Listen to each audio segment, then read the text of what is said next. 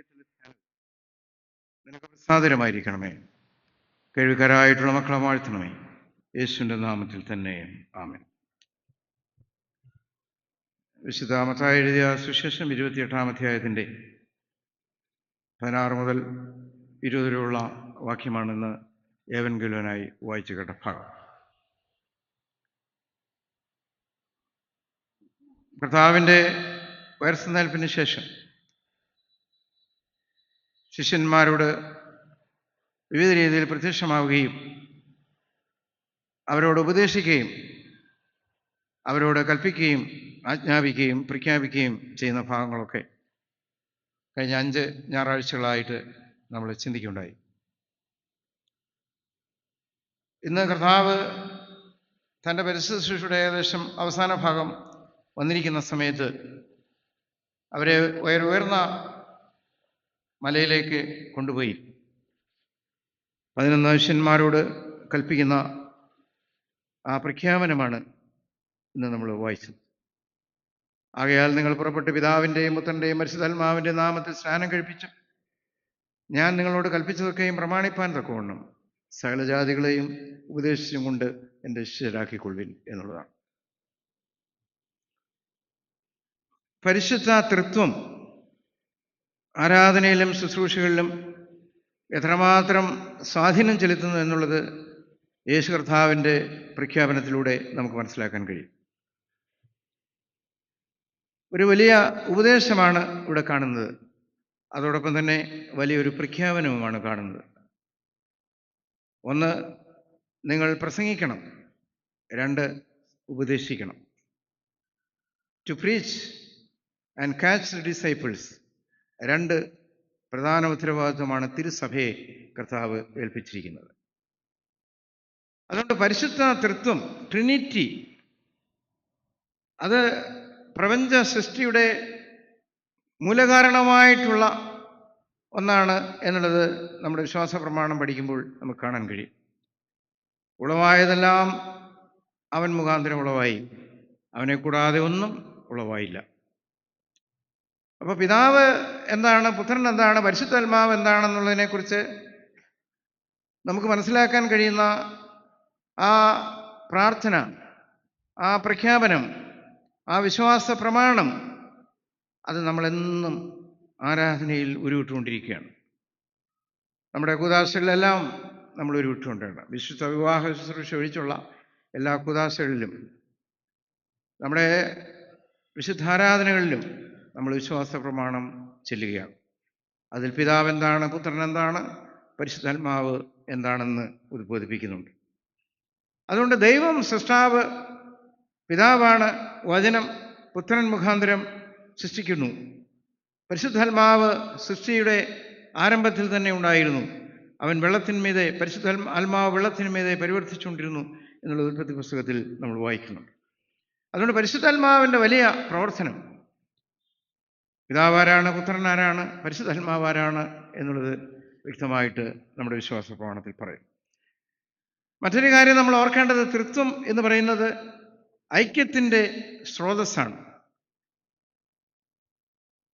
നമ്മൾ വിവിധങ്ങളായ ഐഡൻറ്റിറ്റിയുള്ള മനുഷ്യരാണ് സഭാംഗങ്ങൾ.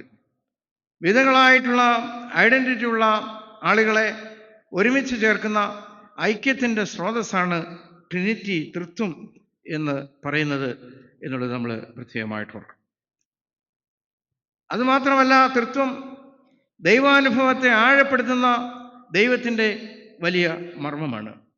ദൈവാനുഭവത്തെ ആഴപ്പെടുത്തുന്ന ദൈവിക മർമ്മമാണ്. ശിഷ്യന്മാരെ വിളിക്കുന്നത് തന്നോടുകൂടെ ഇരിപ്പാനും പ്രസംഗിക്കേണ്ടതിനേപ്പാനും ഭൂതങ്ങളെ പുറത്താക്കേണ്ടതിന് അധികാരമുണ്ടാകാനുമാണ്.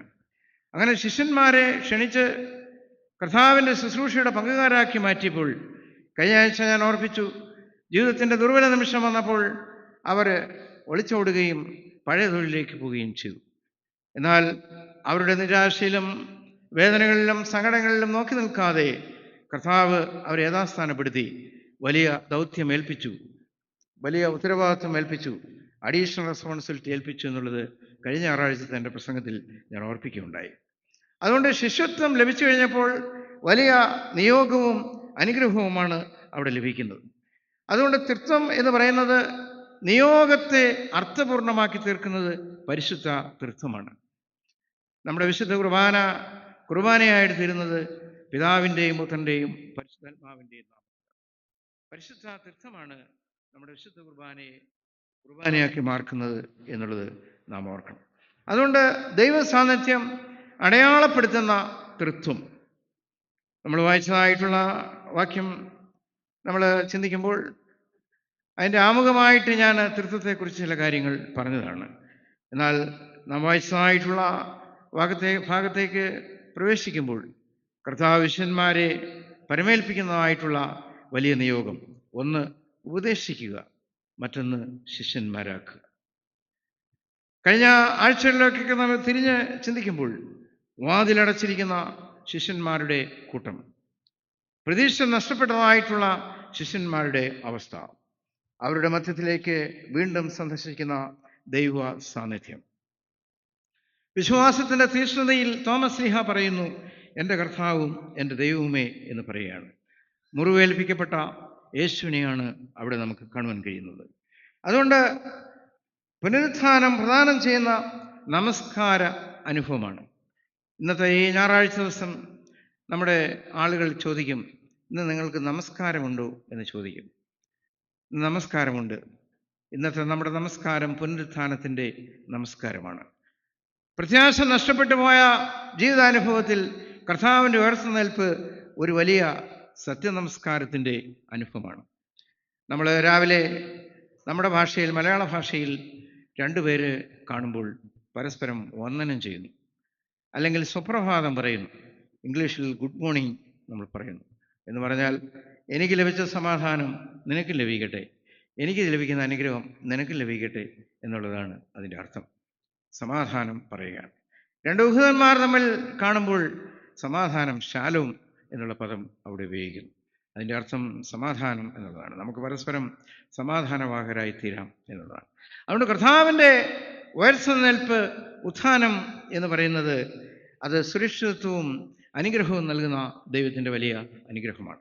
അത് ലഭിച്ചു കഴിയുമ്പോൾ നിങ്ങൾ പിതാവിൻ്റെയും പുത്രൻ്റെയും പരിശുദ്ധാത്മാവിൻ്റെയും നാമത്തിൽ ഉപദേശിക്കണം.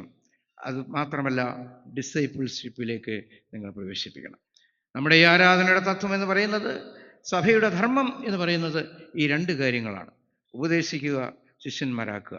ഇത് രണ്ടുമില്ലാത്ത സഭ സഭയല്ല. ഉപദേശിക്കാത്ത സഭ ഒരിക്കലും സഭയല്ല. ഡിസൈപ്പിൾഷിപ്പിലേക്ക് പ്രവേശിപ്പിക്കാത്തതായിട്ടുള്ള സഭ ഉപദേശം ഒരിക്കലും ഉപദേശവും സഭയുമല്ല.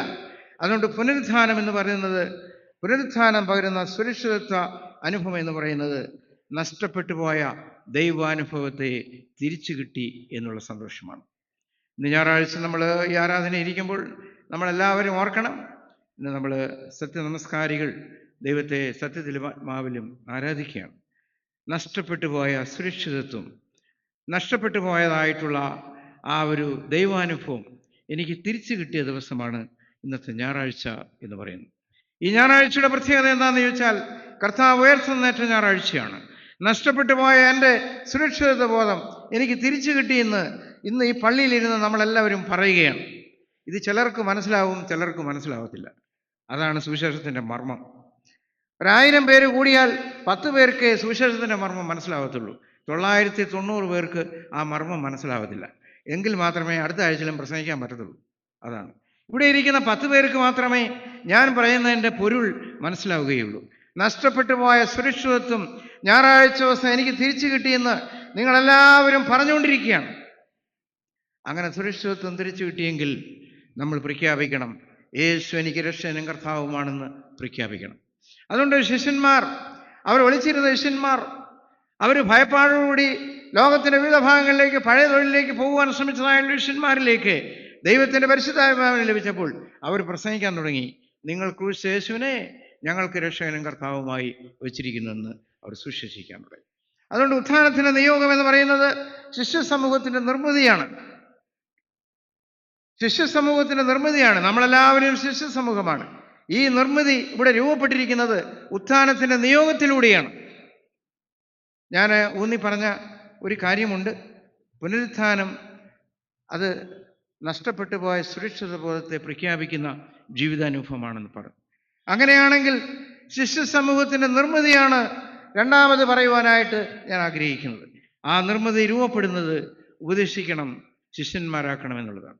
ആകയാൽ നിങ്ങൾ പുറപ്പെട്ട് പിതാവിൻ്റെയും പുത്രൻ്റെയും പരിശുദ്ധാത്മാവിൻ്റെ നാമത്തിൽ സ്നാനം കഴിപ്പിച്ചും ഞാൻ നിങ്ങളോട് കൽപ്പിച്ചതൊക്കെയും പ്രമാണിപ്പാൻ തക്കവണ്ണം സകല ജാതികളെ ഉപദേശിച്ചുകൊണ്ട് എൻ്റെ ശിഷ്യന്മാരായിപ്പോയി. ശിഷ്യ സമൂഹത്തെ രൂപപ്പെടുത്തുന്ന ഇടങ്ങളായി നമ്മുടെ ആരാധന തീരണം. നമ്മുടെ ആരാധന മറ്റുള്ളവരെ അകറ്റുന്ന ആരാധനയല്ല, പിന്നെയോ ശിഷ്യ സമൂഹത്തെ രൂപപ്പെടുത്തുന്ന ആരാധനയുടെ ഇടങ്ങളായി നമ്മുടെ ആരാധന തീരണം. ഉത്ഥാനത്തിൻ്റെ വാഗ്ദാനം എന്ന് പറയുന്നത് വിട്ടുമാറാത്ത ദൈവ സാന്നിധ്യമാണ്. 20-ാമത്തെ വാക്യത്തിൽ നമ്മൾ വായിക്കുന്നുണ്ട്, ഞാനോ ലോകാവസാനത്തോളം നിങ്ങളോടുകൂടെ ഇരിക്കും. വിട്ടുമാറാത്തതായിട്ടുള്ള ദൈവ സാന്നിധ്യമാണ് നമ്മളെന്നും അനുഭവിച്ചുകൊണ്ടിരിക്കുന്നത്. ആ ദൈവ സാന്നിധ്യത്തിലാണ് നമ്മൾ ആരാധനയുടെ മഹത്വം എന്ന് പറയുന്നത്. ഒരു കാലത്ത് ശുശ്രൂഷയിൽ പങ്കുകാരായിട്ട് തീർന്നവർ, ഒരു കാലത്തിൽ ജ്വലിച്ച് പ്രകാശിക്കുന്നതായിട്ടുള്ള ആളുകൾ ഒരു ദുർബല നിമിഷം വന്നപ്പോൾ അവർ പഴയ തൊഴിലിലേക്ക് പോയി. എന്നാൽ കർത്താവ് അവരെ പിന്തുടർന്നു, അവരെ ദൈവ ശുശ്രൂഷയിലേക്ക് കൊണ്ടുവന്നു.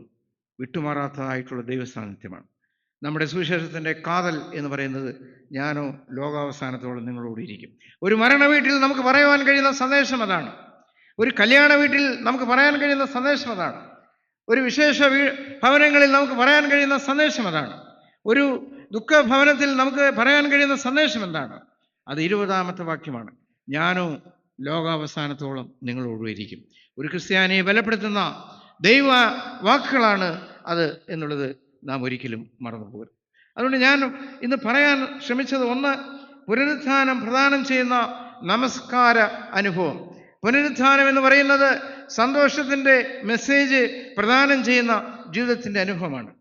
പുനരുത്ഥാനം നഷ്ടപ്പെട്ടു പോയ സുരക്ഷിതത്വ ബോധത്തെ തിരിച്ചു കൊണ്ടുവരുന്ന, നഷ്ടപ്പെട്ടതിനെ തിരിച്ചു കൊണ്ടുവരുന്ന ജീവിതാനുഭവമാണ് പുനരുത്ഥാനം. ശിഷ്യ സമൂഹത്തിൻ്റെ നിർമ്മിതിയാണ് പുനരുത്ഥാനം. ശിഷ്യന്മാരെ ഒരുമിച്ച് ചേർത്ത് ഒരു കമ്മ്യൂണിറ്റിയായി ഒരുമിച്ച് ഭക്ഷണം കഴിക്കുകയും ഒരുമിച്ച് ആരാധിക്കുകയും ചെയ്യുന്ന ഒരു കമ്മ്യൂണിറ്റിയുടെ അനുഭവത്തിലേക്ക് കൊണ്ടുവന്നത്, ഒരു സമൂഹത്തിൻ്റെ കമ്മ്യൂണിറ്റിയിലെ അനുഭവത്തിലേക്ക് കൊണ്ടുവന്നത് കർത്താവിൻ്റെ ഉയർത്തെഴുന്നേൽപ്പിൻ്റെ സന്ദേശമാണ്. അതുകൊണ്ട് ഉദ്ധാനം എന്ന് പറയുന്നത് വിട്ടുമാറാത്തതായിട്ടുള്ള ദൈവസാന്നിധ്യമാണ്. 5-ാമത്, ഞാനോ ലോകാവസാനത്തോളം നിങ്ങളോടുകൂടെ ഇരിക്കുമെന്നുള്ള വാഗ്ദാനമാണ്. നമ്മുടെ തലകളെ നമുക്ക് അണയ്ക്കാം, പ്രാർത്ഥനയ്ക്കായിട്ട് നമുക്ക് ഒരുങ്ങാം. ഈ പുനരുത്ഥാനത്തിൻ്റെ വക്താക്കളായിട്ട് തീരുവാൻ നമുക്ക് ഒരുങ്ങുകയും പ്രാർത്ഥിക്കുകയും ചെയ്യാം. ദൈവം നമ്മളെല്ലാവരെയും അനുഗ്രഹിക്കട്ടെ. ദൈവവചനമേ ദിവ്യവിശേഷം സർവദമോദമോടെ അതിൽ ദൈവമേ നോക്കുവാൻ കണ്ണേനെ